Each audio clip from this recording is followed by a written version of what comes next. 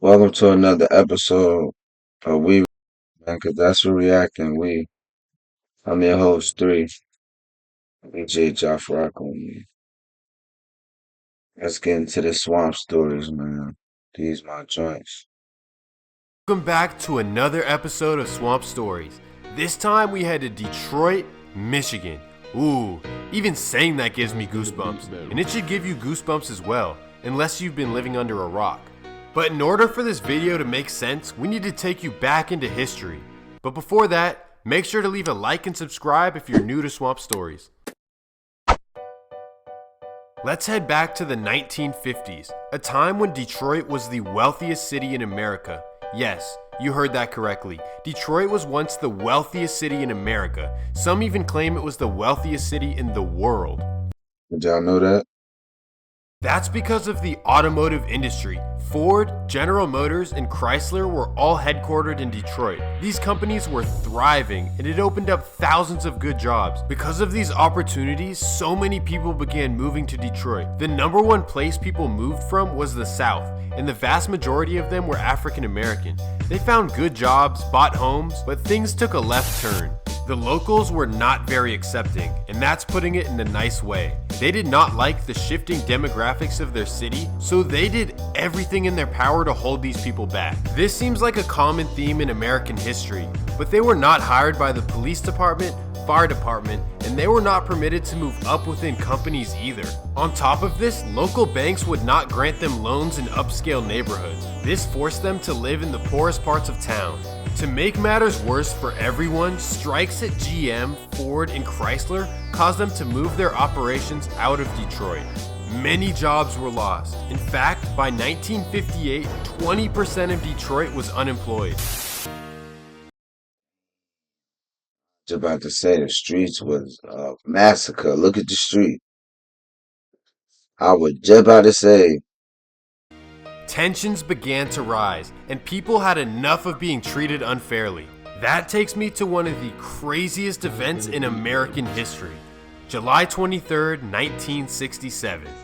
you see the police caught them with the boxes, they threw them on the floor. In American history. Fuck that. I ain't throwing nothing down. What's mad of us? He got that one club. Man, fuck this nigga. July 23rd, 1967. As Governor of the And 2 days before my birthday, too. State of Michigan, I do hereby officially request the immediate deployment of federal troops into Michigan to assist state and local authorities in reestablishing law and order in the city of Detroit. I am joined in this request by Jerome P. Kavanaugh, Mayor of the city of Detroit. Detroit went into complete chaos. For 6 days, the city was taken over and burned down. It got so out of control that the National Guard had to take over. This historical Had to send a National Guard in there. event changed America forever. It was the biggest resistance there had ever been. Detroit in 1967 set the tone for the rest of the country to stand up for what they deserve. It also completely changed Detroit's demographics. 75% of Detroit's white population would leave the city.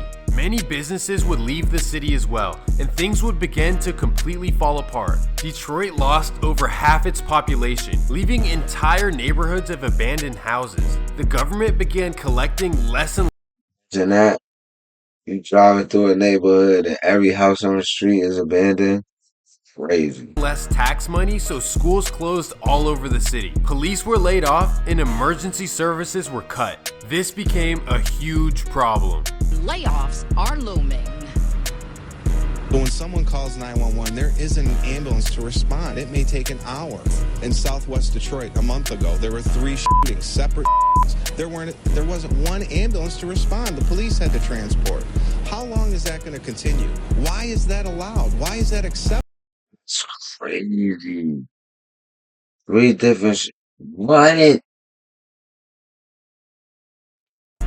And it doesn't cheat me, and it doesn't cheat the members of our association. It cheats the people in this city, the grandmothers, the parents, the fathers, the husbands, the wives, the kids. It's absolutely absurd. A lot of the things we take for granted in California, Detroit just didn't have. It got to the point where it could be classified as a third world city. Now, let's talk about crime, something Detroit is no stranger to. You know how they be like third world country, mama said third world city. I'm dead. Let me compare them to other cities. In 2020, Detroit's homicide rate was 46 per 100,000. New York City's was 5.9. In Los Angeles, it was 8.7. And in Oakland, it was 25. Put that into perspective. Oakland is California's most dangerous city by far, and yet Detroit's homicide rate is nearly double. What the heck is going on in Detroit? How is the city so dangerous? Well, in this video, we are going to cover the east side of Detroit. But before we get into it, let me run the intro.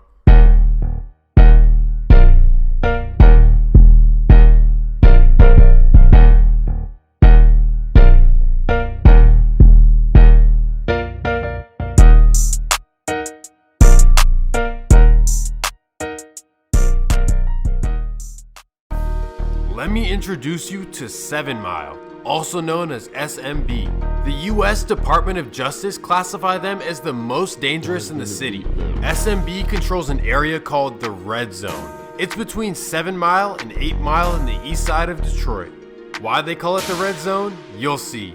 This is where they do everything from pharmacy activities to recording studios and most importantly, catching b****s. A whole lot of people see their last moments in the Red Zone. In fact, they made a graphic of all those who lost their life in this small area.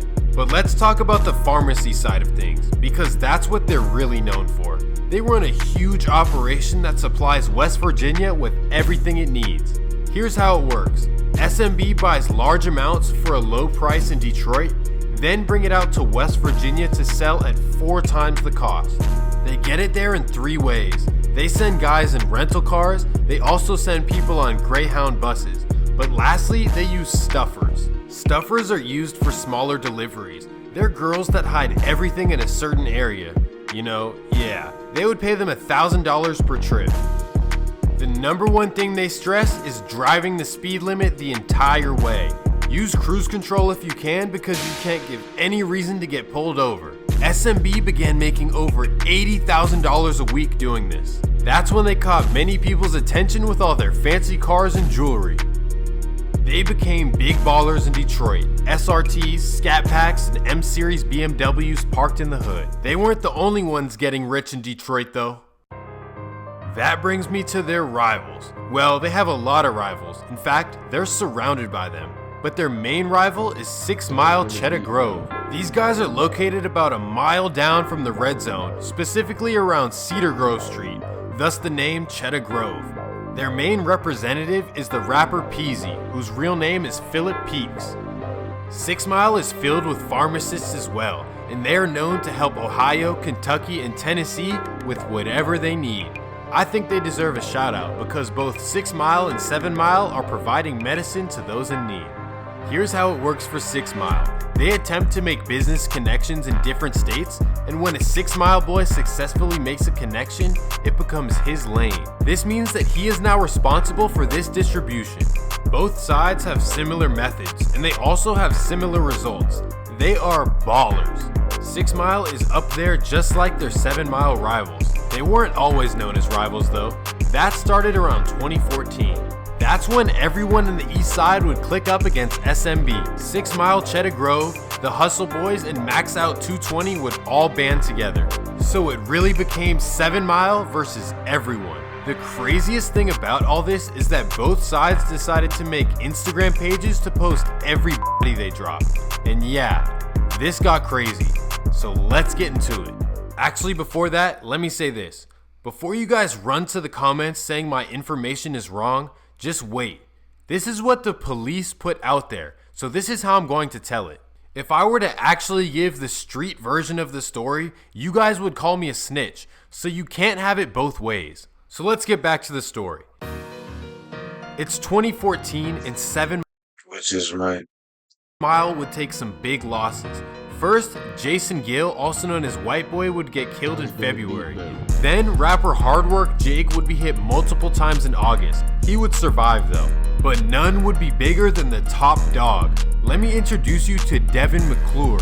He goes by the nickname Block, and he was the leader of 7 Mile, and he was very well known for putting in work. May 1st, 2015. Block would be driving in his blue Crown Victoria down Hayes Street, right in the heart of 6 Mile Cheddar Grove territory.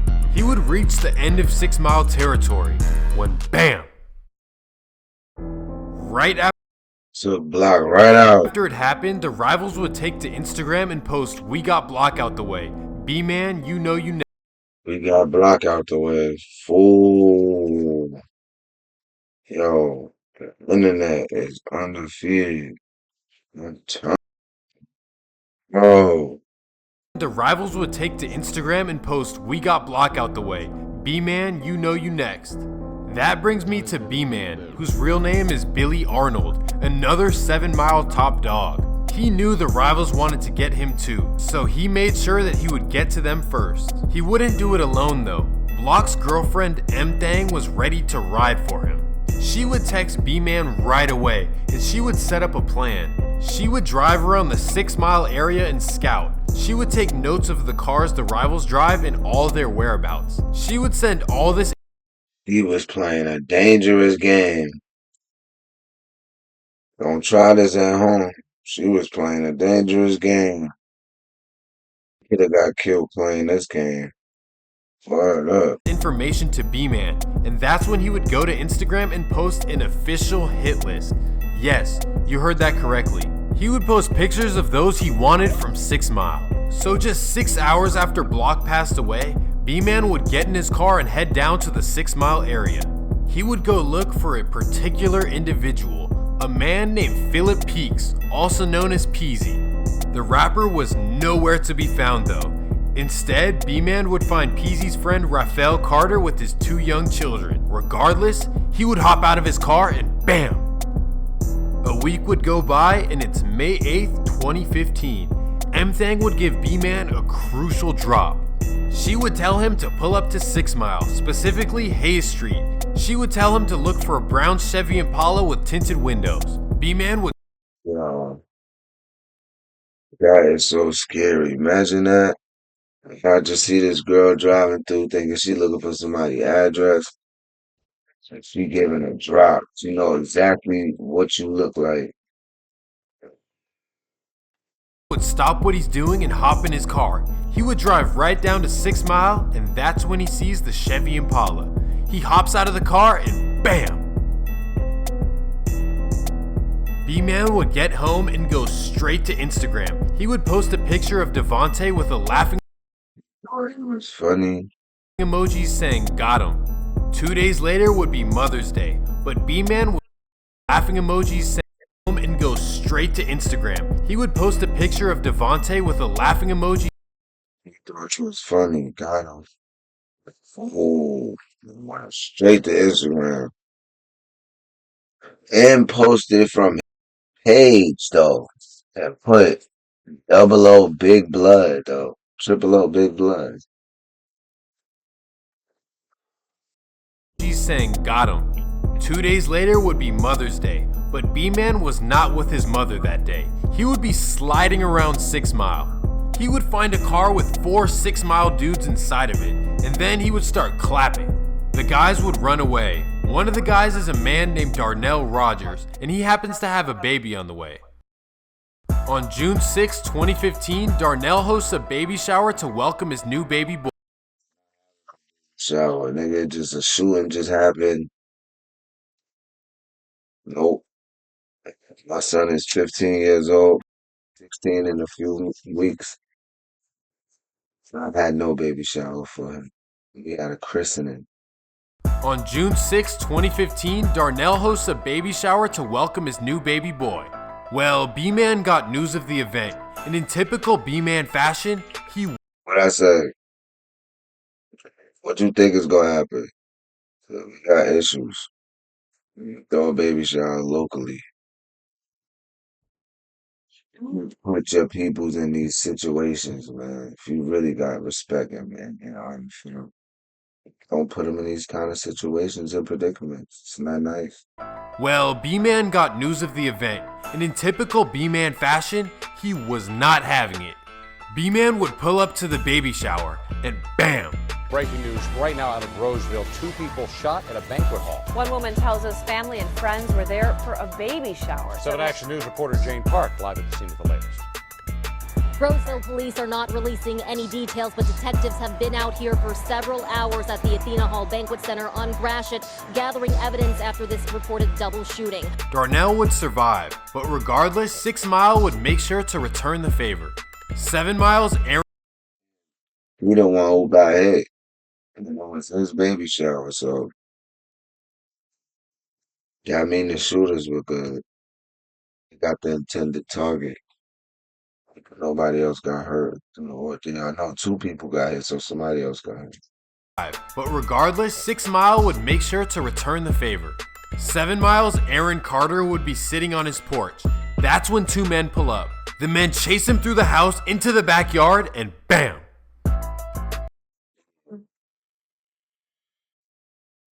The motherfucker.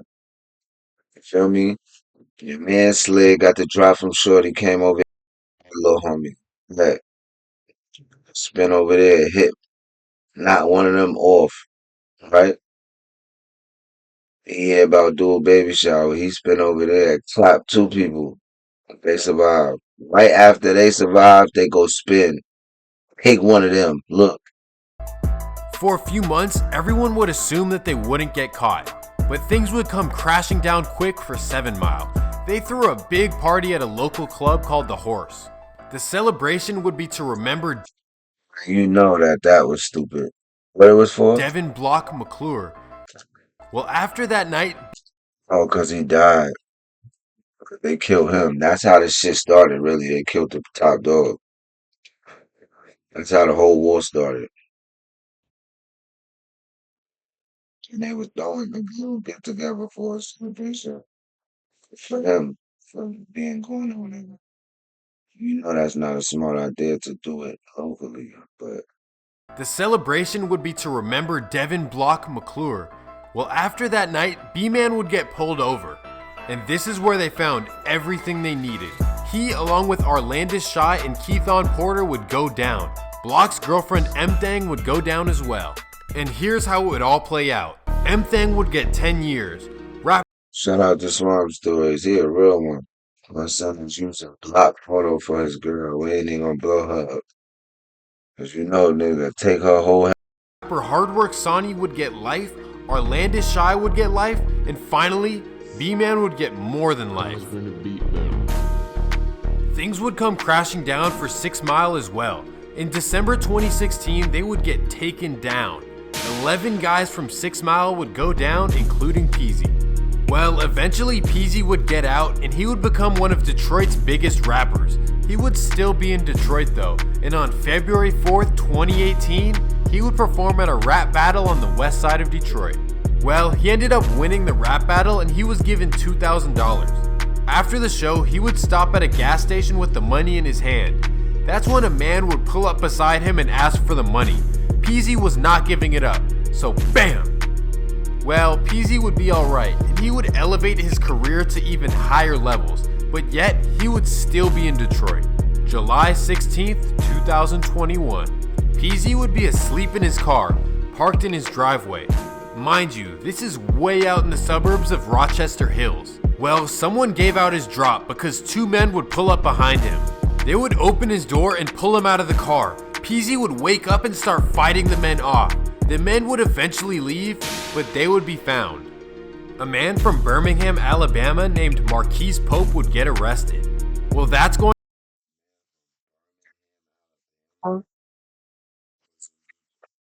Yeah, man. Like, comment, subscribe. to wrap it up for this first Detroit episode. Let me know what you think. Yeah, man. Let me know what y'all think. If y'all want me to do some more of these, like, comment, subscribe to the next one. I'm going.